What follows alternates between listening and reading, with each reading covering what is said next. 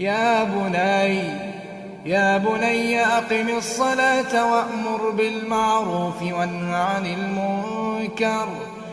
عن المنكر واصبر على ما أصابك إن ذلك من عزم الأمور.